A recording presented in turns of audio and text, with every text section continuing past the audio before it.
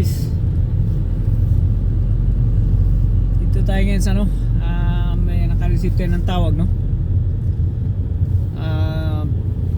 Toyota Verso ito. May kalampag daw yung kanyang sasakyan, so titingnan natin. Actually kagabi pa to nagtitix. So since malapit na tayo,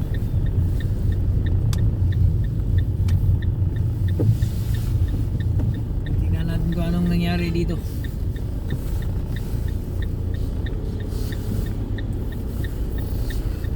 Gabi pa ito siya tumatawag.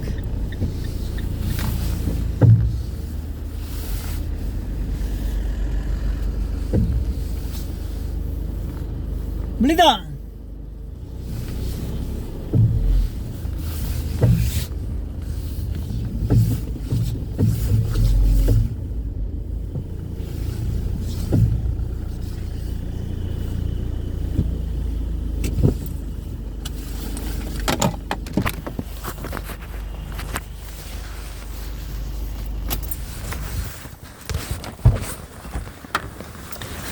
Naik lagi? Hah? Naik lagi? Naik lagi? Di, ipatanaw niya sa tiran. Toyota Verso. Pa-check niya ba? Doon ako na kalampag ba? Ha? Ah, mag-duty ka?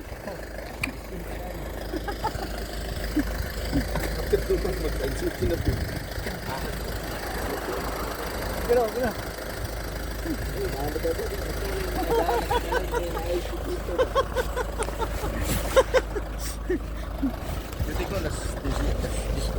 Nag-andar bang makina? Murag mo mag-andar?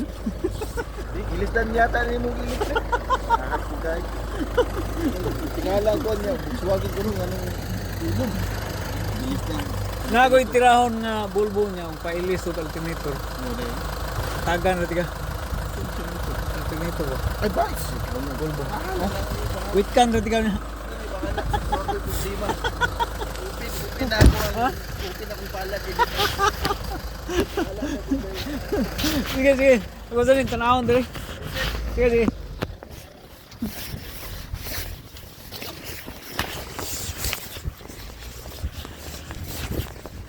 Oh, ano yung antiques na to actually. No junk mail.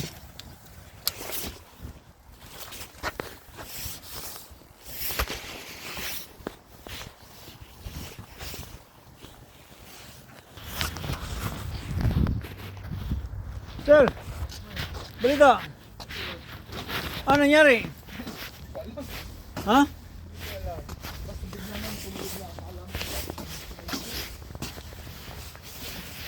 Alin ba na tumutunog? Yung harap o sa likod? Ay, hindi pa lang saan nanggagaling eh. Basta pagka kanina, sabi ng misis ko, ginamit na kahapon.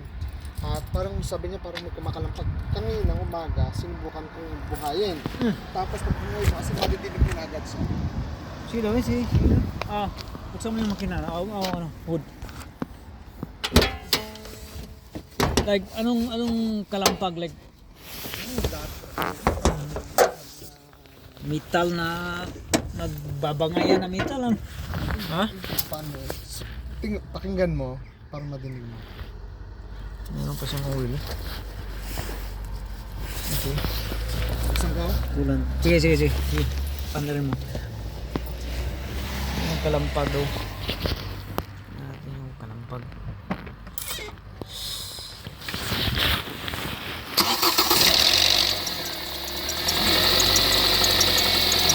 Yeah. There's the belt. Alternator belt.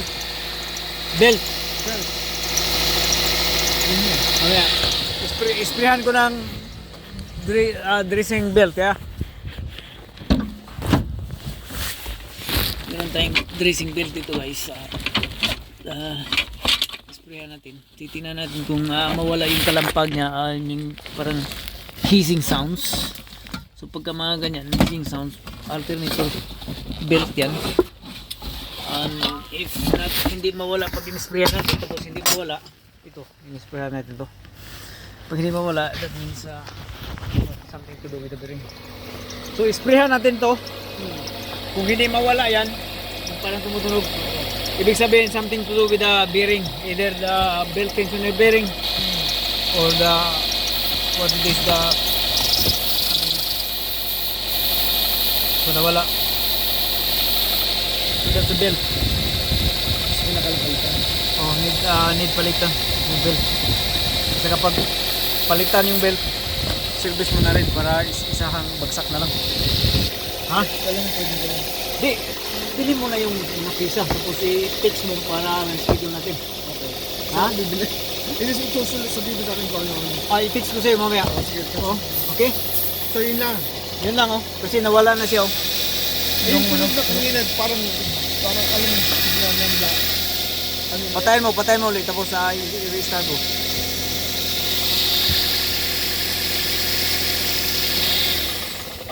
Yun, dito. Parang dito sa... Parang may tunog dito. Diba? Shit yun pag gano'n. Ano yun?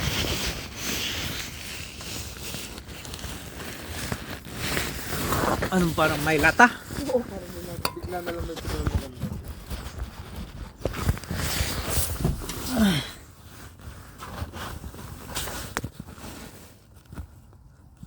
Heat shield na Dre. Ano yun? Heat shield yung cover ng exhaust. Oo, Bumigay. bumigay. Oh. Heat shield. Bumigay yung heat shield kaya parang meron kang parang marinig na lata. Oo. But that's not major. Hindi yun No. matatanggal. Pwede tanggalin. Pwedeng tanggalin o lagyan natin ng i-screw, hindi pwede yung screw. No, kasi ano yan, manipis na alloy ba. So pagka worn out na talaga siya, tanggalin na lang talaga. Tanggalin na lang. Tanggalin. Oh. Gusto mong tanggalin? Ha? Tanggalin natin? Pwede ba tanggalin yun? Pwede tanggalin. Oh. Heat shield para hindi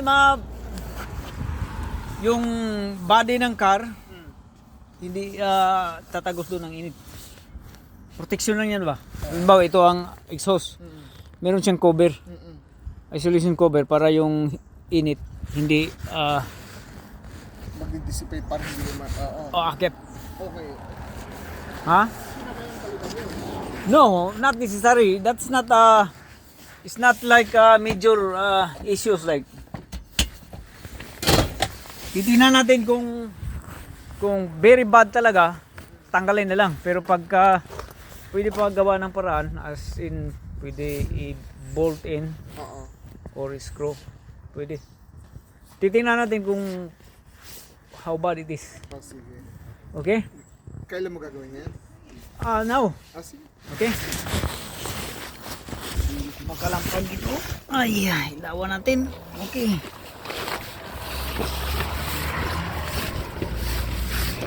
Ito makalampag guys. Easy ito. Ito siya. Yan yung kumakalampag ito. Ito mo. Ito yung heat shield. Okay. Protection. Alright. Protection kasi ito sa ano. Para hindi umangat yung init sa kotse sa loob, sa taas. Sa tank. Gas tank ito eh. So to make protection sa gas tank, Oo. heat resistant, meron siyang heat shield. So as much as possible, kailangan natin ibalik ito Oo. kasi importante ito para protection sa gas tank. Okay. Sige, gawin mo ng paraan. Okay. Okay. So, in the way to do that, i-forward natin kunti yung car. I-forward natin kunti yung car para meron tayong spasyo sa likod. Okay. Sa likod tayo kukuha ng spasyo. Okay? So, jack stands. Buka natin.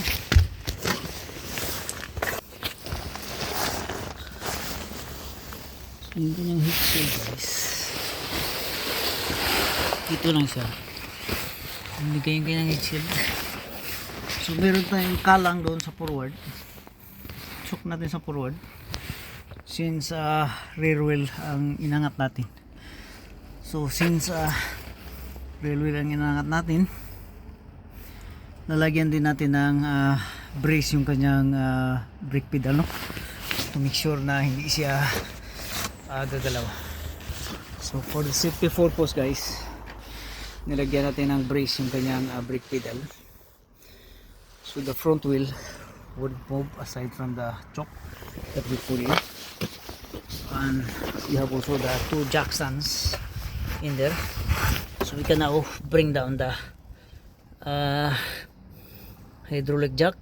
Remember, this is 4 tons hydraulic jack guys, so elk truck can lift up elk truck and everything. So we're gonna have to survey what's going on here. So the heat shield, this is the heat shield. There are two things happening here. Either we can take this out or we just put this back in, but on my decision, we put this back in because this is the protection of the gas tank. This is the gas tank here. Gas tank has to be protected from the heat, so we need to put it back. Like, we need to do something on this one, as you can see. Okay, so we'll do. This is a gas tank, this is the heat shield. It has no thing on it. We will see what we can do here. It sounds like this is bit bad. So we just take this thing and expand and then put the screw back in. So guys, since this is a gas tank, we cannot mess up with this thing. We cannot drill this one because this is gas tank. So what do? Is we have to like kind of make an expansion, or we gonna stretch this thing here. We're gonna stretch this one like that. We're gonna stretch like that, so we have enough space to make a hole for the drill. So like that, you cannot stretch that one. This will be holding. Okay, like here, we're gonna put some holes here. Here. So we're gonna drill here a little bit.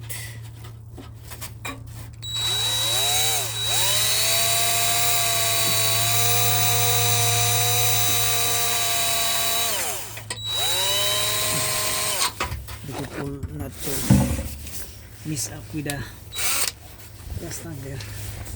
Gas tank is metal, so I'm gonna protect that one. Protect that one.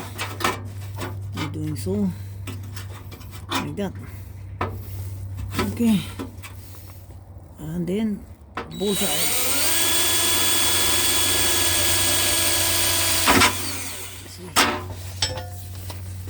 So what we need,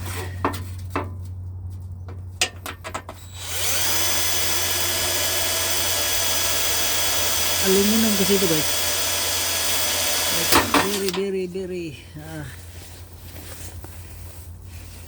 delicate aluminum. So what we need to do here is kinda put the wire like that. That will hold enough. We have to do the same thing on the other side. Okay. Once the hole in here, the hole in here is black. So the hole, there's no hole on the other side. I'm gonna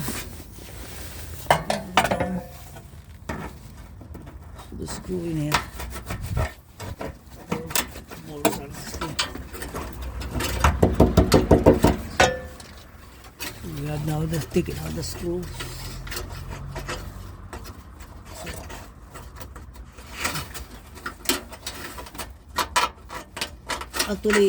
Actually this is optional. Either we can remove or we put it back in. So in order to preserve the protection of the gas tank, we need to do this. Put this thing back in like so, like that. So that will hold until the end of time.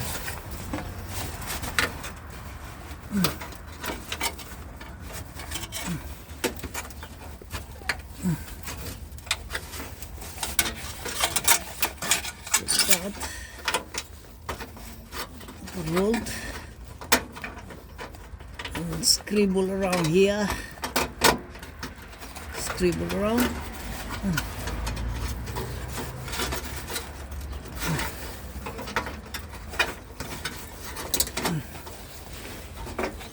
Okay, and then we're gonna tighten.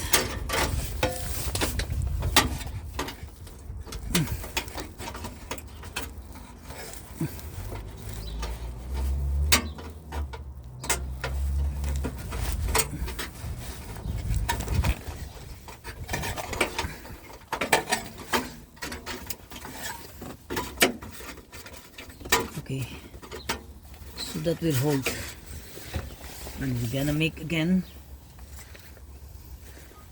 a double protection here. You have the enough protection.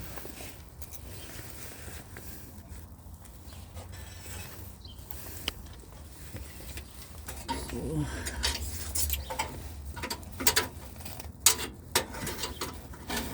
to protect this thing from falling off again, to do this thing here.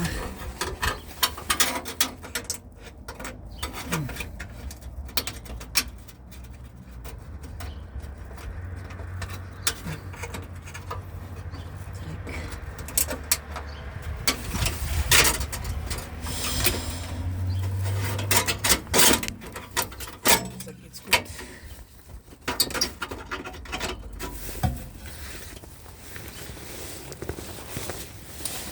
So anyway, only those things can. This is good.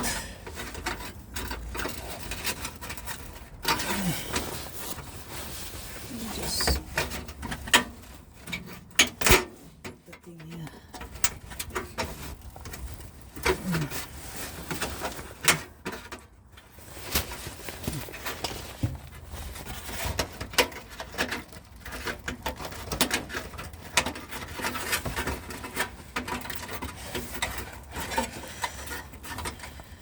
That's good enough.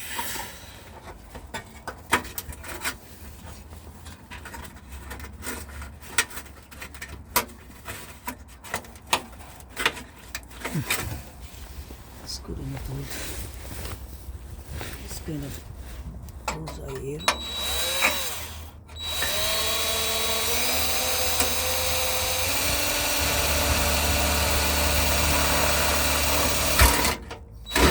Anyway, that is away from the gas tank. So that's the way to do it. If you have a better way to do it, you can have comment below our YouTube channel, because as far as I know, we cannot do any more than this. Otherwise we're gonna have to order heat shield, a brand new heat shield. Actually, either remove or buy brand new. That's the chances here. But for now we need this thing going. We need to keep this thing going. So we're gonna do this part here as a part of the plan. So we're gonna kind of do it right there, as tight as we can, tighten nuts.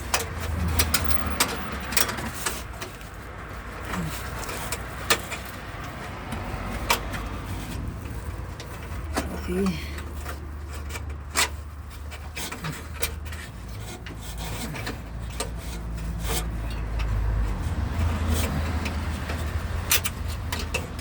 And that's it, guys. Job done.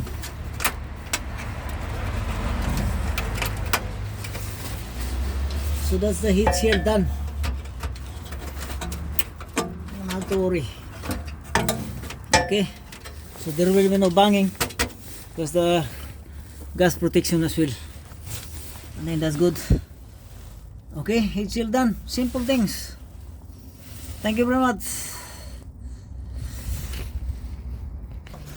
Tanggalin natin yung nilagyan natin na brake dito. Okay.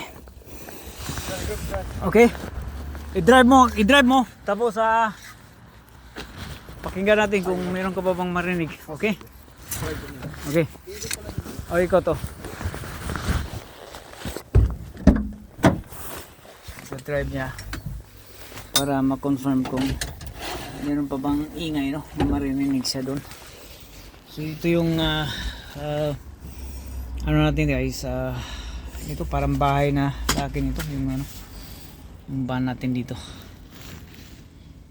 So ito yung mga gagamitan natin, lahat nito.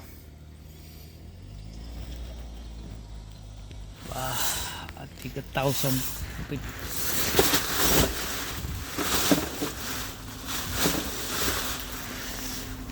So simple lang itong kagamitan, but it can dismantle the whole engine. I have a lot of tools here, like as you can see, like that. And inside there is also tools. So ito yung ginawa natin kagabi. Yan. Ito yung timing belt kit na ginawa natin kagabi, no? Mamaya ipapakita ko sa inyo yung yung kanyang timing belt kit, which is really bad, no? And this is the Volkswagen Golf that we did yesterday, 2012 Volkswagen Golf. You see, as you can see, this is still original, but the thing here, you see here, that's the white strip. See that? So that's the marking of cracking. See this here? It's cracking. It's been long time na wasn't changed. So kung meron kayong mga sasakyan, guys, na timing belt drive, so you may like PM as well. So this is highest Toyota timing belt. This is Audi E6 timing belt. This is Jeep Chevrolet. This is Seat.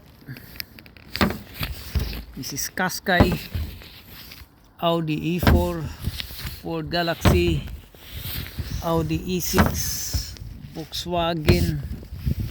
This is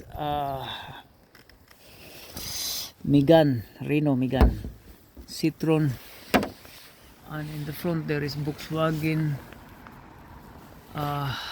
Tiguan, Citroen Picasso, and then Tiguan on the other side. If you want timing belt done.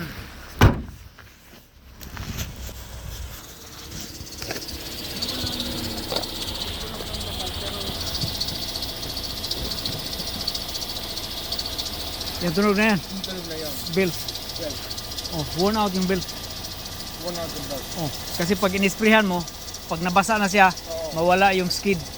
Nag-sleeping yan eh. Kasi stretchable kasi ang klase na belt na yan, stretchable. So na-stretch na siya masyado, stretch na masyado. Kaya lumuwang. Kaya naayos na natin yung, guys, yung kanyang heat shield. Akala ko major yung sira. Labas na heat shield din pala. So ayos na. Meron tayong pupuntahan ngayon sa may bandang Dundrum. Ano lang ito, alternator, no? So Volvo. So see you mamaya. Thank you.